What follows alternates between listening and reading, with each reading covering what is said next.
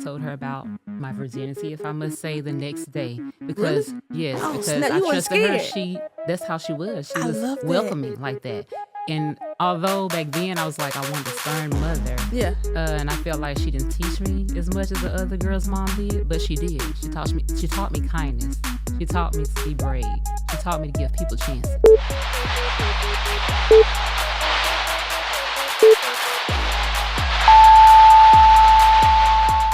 This is the Grace to Gardens podcast. I'm your host, Constance Terrell, back like we never left. Season 3, Episode 4, All Things Parenting, Motherhood Edition. I have an awesome guest, Marquita Butler. She's going to give you a little intro about her. And I just want to say again, thank you for being here. So tell the people who you are and a little bit about yourself. Yes, I am Marquita Butler, of course. I am very happy that Constance has chosen me to be on her podcast. I am a mother of 5. My oldest son passed away a long time ago. I am a teacher and I am a member of Delta Sigma Theta Sorority Incorporated. Whoop. But again, I am very excited to be here. Well. Again, I'm so grateful that you accepted the invitation because when I was looking, I was praying because all of my decisions I try to pray on and just give God to just give me something. You popped in my mind. So here we are. So let's go to the icebreaker question. What did TLC urge us not to chase in their signature song? They urged us not to chase, well, not to go chasing waterfalls. Ah! Facts. That's my song. I love that. So, getting into like the first question, like as a mom, like did you want the title of a mother? Because I know some people grow up with like siblings and they see how their moms operate. And they're like, I do not want this stress, or however they experience their parents. Did you want the title of being a mother? Yes, that's very interesting you asked me that because my oldest daughter, yes, with everything happening, I put a little bit more stress on her to help me because I do have 5 children. Yes. Of course, yes, I've always wanted to be a mother. I was the oldest of my siblings as well. My mom had 3 girls, and I wanted Yes. to help my mom. Some people didn't want to have kids, Yes. but I did. And I saw and I understood my mom, and I wanted to be that person. Okay. So like what does being a mother mean to you since you do have 5 awesome kids? Being a mother means a lot to me, of course. We are here to nurture the world. Everyone needs us, of course. If you've noticed in momentum, the word momentum, the first 3 letters I are didn't even think mom, about that. MOM. That means, mass in motion. Oh Our wow. job is never done. We are always on the move, of course. And just to let the world know that we are a force to be reckoned with. They Facts. need us here. I didn't even think about that. So like how was your mom growing up? You said that you were the oldest of 3. Like how was her parenting skills? How did you like what made you want to help her? Like how did you see your mom growing up? Well, my mom, of course, I didn't like really see her, excuse me, as a mom. She was more like a friend. Really? She cared more about me and my sister's emotions, how we felt. Mm. Like she would let us do anything, like things some parents or mothers wouldn't let their kids do. Of Hmm. course, we could stay out all night long and she wouldn't care. But need I let you know, of course, that I did let my mom know everything. Like I said, I understood as a child. I had wisdom and I understood. I let her know everything. I told her about my virginity, if I must say, the next day. Really? Because, yes, Oh because snap! I You weren't trusted her. scared. That's how she was. She I was love that. welcoming like that. And although back then I was like, I wanted a stern mother, Yeah. and I felt like she didn't teach me as much as the other girl's mom did, but she did. She taught me kindness. She taught me to be brave. She taught me to give people chances. And you look just like your mama too. Like for real. They say that. You do. Like going back, you look thinking back, you look just like your mom. So, do you think were you raised in a 2-parent household? I was not. Well, my mom was married every now and so, whatever. We had stepfathers, but most of the time she was a single mom. Okay, so how important is that, like having a 2-parent household to you? Oh, it is very important. It's very crucial. I believe children are missing something. They're missing the pieces. They need the love and presence of both their parents together. I believe that. I agree. I didn't. I wasn't raised in a 2-parent household. My father passed away when I was 3 months old. He was shot and killed in Dallas. How about that? So it was rough. It was so rough growing up. That's actually how I met your your sister's one of my good friends, growing up, Mhm. in Smith Keys and Right.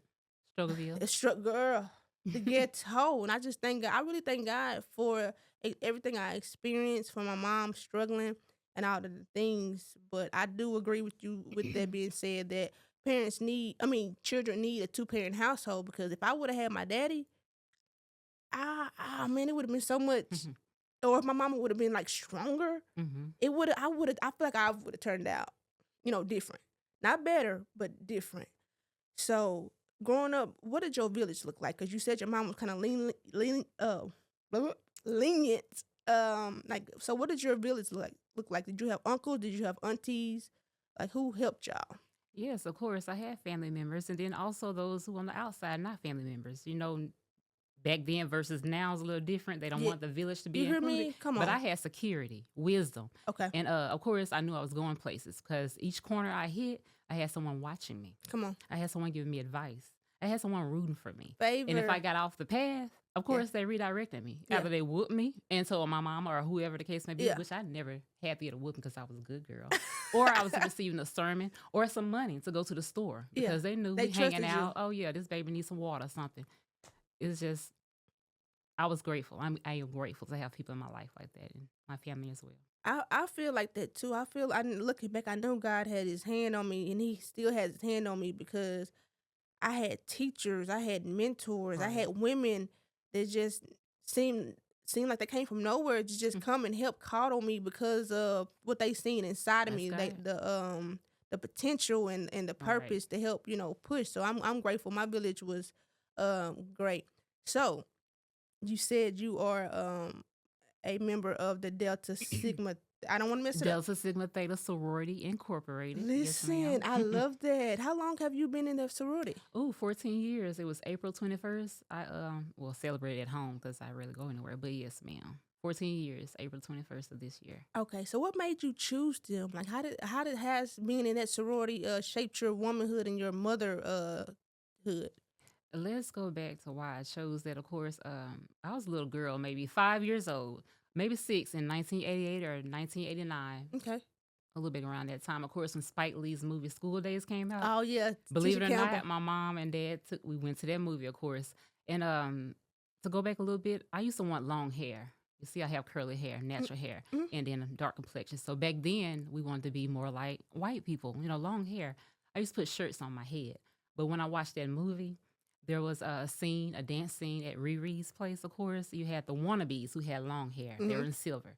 You had the jigaboos. These are females. Jigaboos, they're in red. They had short, nappy hair, dark complexion like me. Mm-hmm. So I'm watching the scenery, and then they're going back and forth, dissing each other, basically, particularly the hair.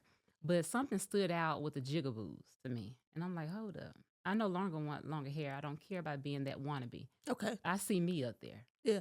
And they standing on business. Standing on So business. listen when I say, you don't have to know a Delta. When you see her, you're going to be like, did she pledge? Was it Delta? Because when you meet us, it's like that woman has that The personality presence. about her, that attitude, that Yes. presence, that You. stand on I business, and agree. they do. So let's go back 1913 when they were founded, of course. Mm-hmm. So in high school, my ninth grade year, my math teacher took us to Grambling State University. And we were outside, and I saw these ladies walking by. They were all in red. They looked gorgeous, so beautiful. And I didn't know what they were called at the time, but my senior year in high school, I did research because, I'm about to head to college. Mm-hmm. Of course, found out they were Delta Sigma Theta sorority. So it wasn't until I was 26, though, when I went to Henderson State University and I pledged Iota Delta chapter of Delta Sigma Theta there. Um, the things about those women, like I said, in 1913 when they were founded, they performed their first public act of service, the Women's March for the women's right to vote. Mm-hmm. And I knew then that's what I wanted to be. That's what I wanted to do. I wanted to serve my community. And I just love the way they stand on business, the way they present themselves. I agree. I definitely agree. And like I said, I went on your page, baby. You outside of being a mother, you are a proud Delta woman. Yes, ma'am. Indeed, I am. So like with your kids, how old are your kids? My oldest would have been 24 this year. My oldest daughter now is at Prairie View. She's 20 years old. And my oldest son living, of course, he's 16. The next, my youngest son is 13, and my youngest daughter is 10. Okay, so do you foresee like your daughter following into your footsteps? As far as Um, being like a Delta mom, like, and did you know, yes, I do see that, of course, but anything else, I foresee them walking around my footsteps because my footsteps are just a guide for them. But of mm. course, if they pledge anything, it must be Delta Sigma Theta Sorority Incorporated. Ooh. Really? Indeed, So nothing else. your heart would be broken if she plays something else. Okay, okay. I No understand. comment. Okay, so what has been like your biggest mistake you have made as being a parent? Oh, that's a good one. My oldest son, of course, passed away. I wasn't there for him so much as I should have been. I don't regret everything I've done, but I regret some things I didn't do. I kind of somewhat gave up because of his lifestyle, and that made me weak. I'm a mother. We're supposed to be standing on business as well, too. Like I said about the momentum thing, the job is never done. I was blessed with these kids. The Lord, he, of course, he trusted me with these children. So that's what we need to do. That was Yes. my mistake, giving up. So I suggest or give advice to those parents out there, those mothers out there, to never give up on your children.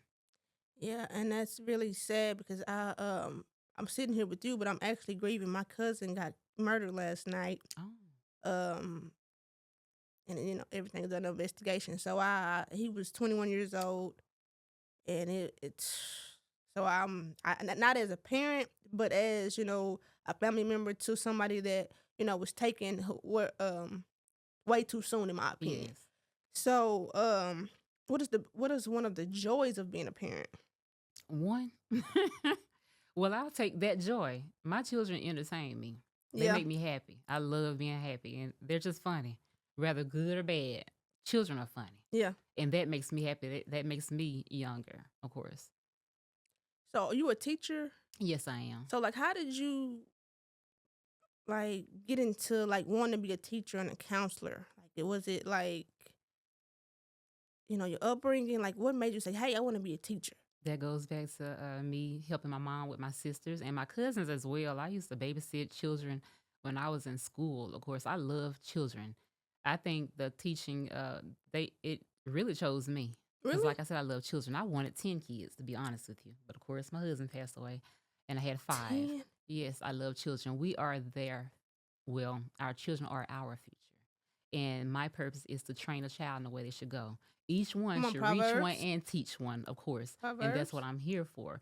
And I may not save every last one of them, but like Maya Angelou says, they may not remember what you said, but they will remember how you Like, made them feel. yes, yes, And I'm yes. here. I'm that nurturing person. I want to be here for them.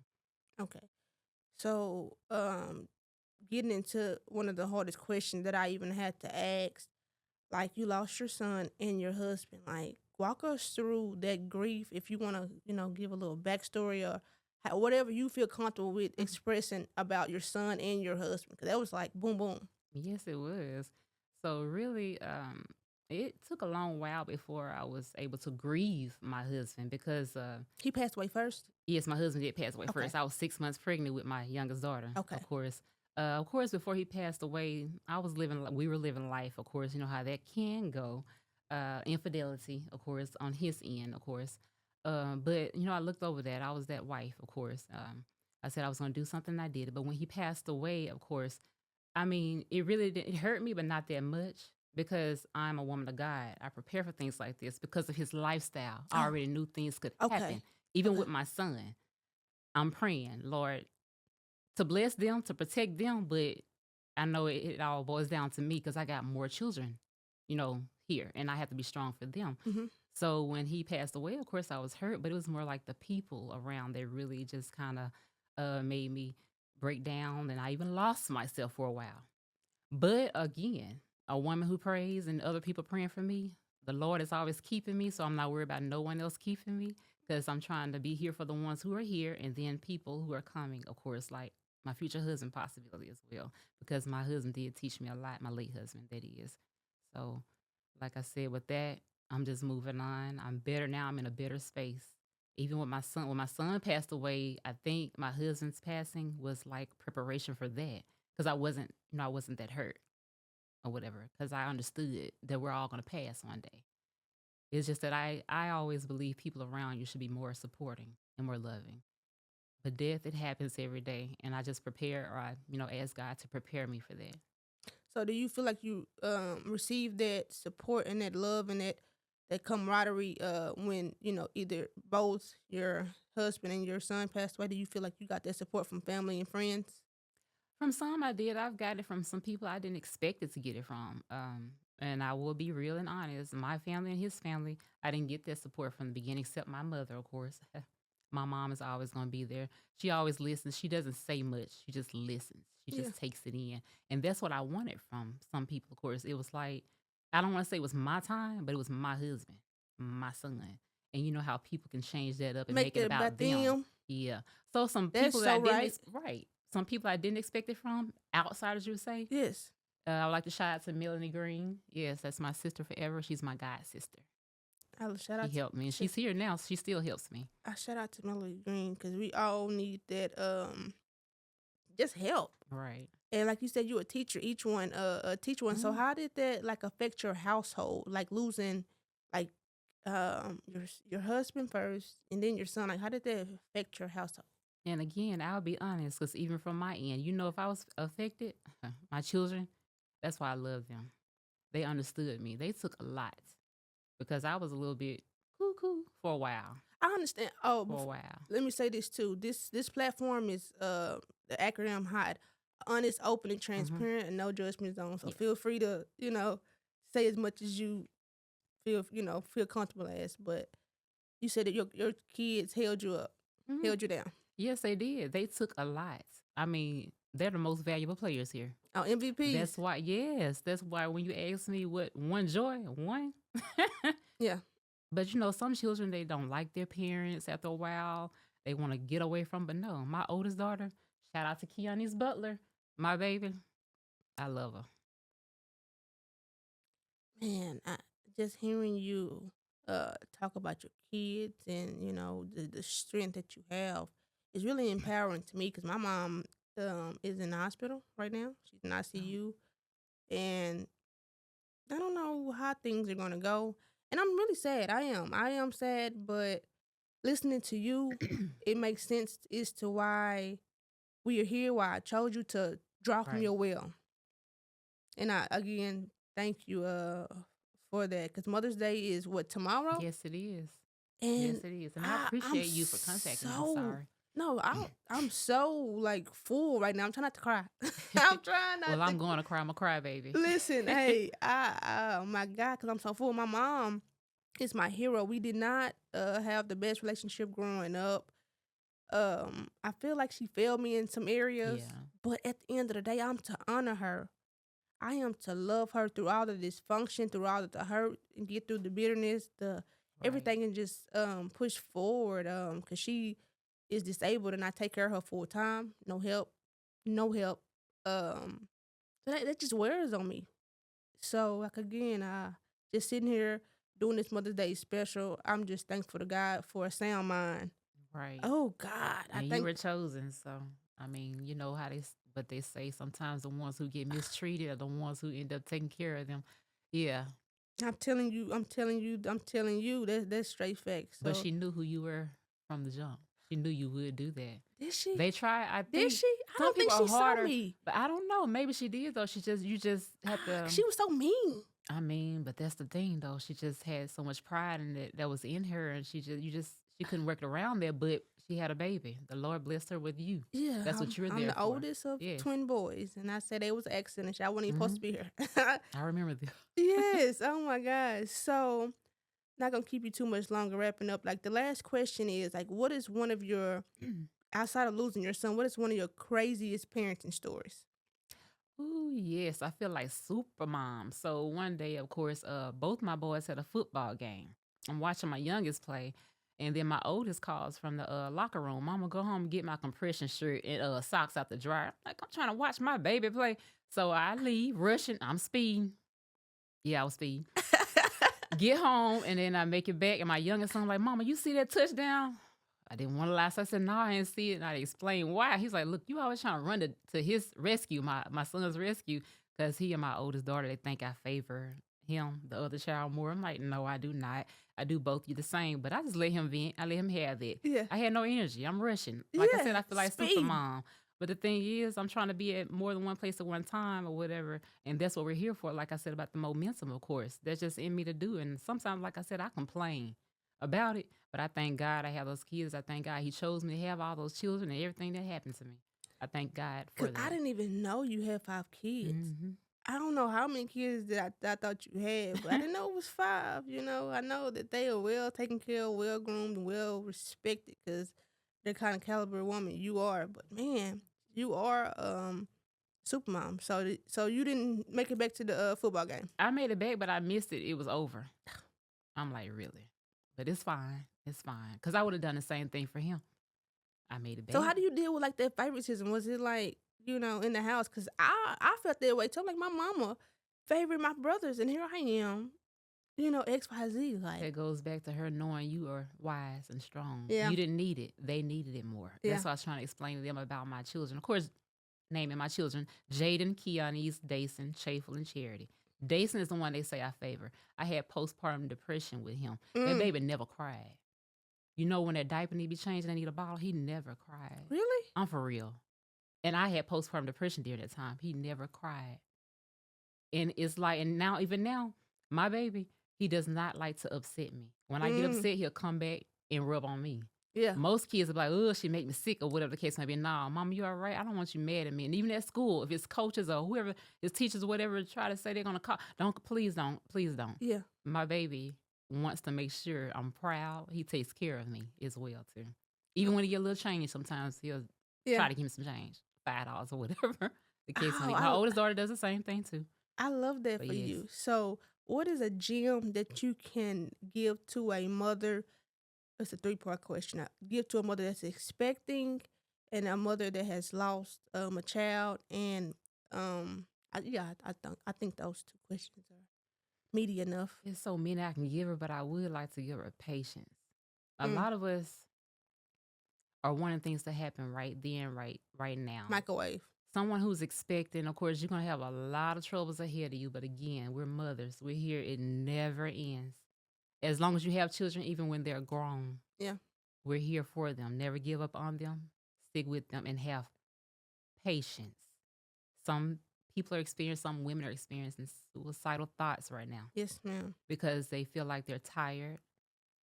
They can't take it anymore. Some of them just may want to go out and hang out. Some probably really feel like they can't take care of the kids and they want to take their lives or whatever. But have patience and please pray. Talk to God. Please do. I know that's easier said than done. Some people think, oh, I don't want to talk to God. He's not listening. Yes, He is. Acknowledge Him. Tell Him what you want and then wait. Wow. Wow. That's all you can do. Believe in it and wait. Yeah. Yeah. So, that's some good nuggets. My last question is, I am a single 30-year-old successful woman. What advice would you give me? Just a general advice. I was almost about to be funny. Stay single, but no, I'm not going to say I, that listen, because it has changed. listen. I don't mind. I do not mind. No, if there's someone out there for you, of course, you can get with them. But the fact that you are living your life, you say 30, Yes. yeah, stay focused on you right now until you really come to that decision that you want a family maybe on in life or whatever the case may be. Don't be too quick to have children. Don't be too quick to give in to the next man because you know how we women are. We are comfortable with whomever we run into. We're So, already settled. That yeah. man has to find you, and I don't care what nobody says. Take away to shoot the shots. No, you Okay. don't shoot the shot. It happens for some women, but no, you are that good thing. Let him find you, of course, because they change their minds. We learn to settle. We are comfortable with who we get. We can make it happen. We may not even like the person, but somehow we end up loving them later. Mm, They don't usually do that. So, and I say that because of my husband. But like I said, everybody, they all have different experiences. Some women get with their men after they talk to them, but I don't know. It just depends. But stick to what you got going on. And I love what you're doing, and I appreciate it. And I thank you for reaching out to me because usually I don't do this. I know. I know. When But I God said we doing it today. Okay, thank you, Lord, for intervening. Cause I mean, like I said, you were the first person that popped in my mind. I didn't have nobody else. I'm like, okay, Lord, I'm kind of getting behind on my podcast. I need to get some fresh new Right. content out. Who do you want to me? And He placed you in my life. So like I said, wrapping up. Do you have anything else you want to add or just say or express? 'Cause this is, like I said, a safe space. We're gonna be honest, open, and transparent. Hot. Well, I don't have much to say, but happy Mother's Day to you all, to all the women out there, and to all the fathers who have kids too as well. Happy Mother's Day and future Father's Day. Well, you've been entertained by the Graves to Gardens podcast. Again, I'm your host, Constance Terrell. Be on the lookout for a lot of new adventures. We have a speed dating event coming up. We have the Ask the Auntie Part 2 coming up. We have a new short series, Shots Fired, a new documentary, Redeemed. And if you need prayer for anything, text prayer to 903-733-7727. The number again is 903-733-7727. Over and out.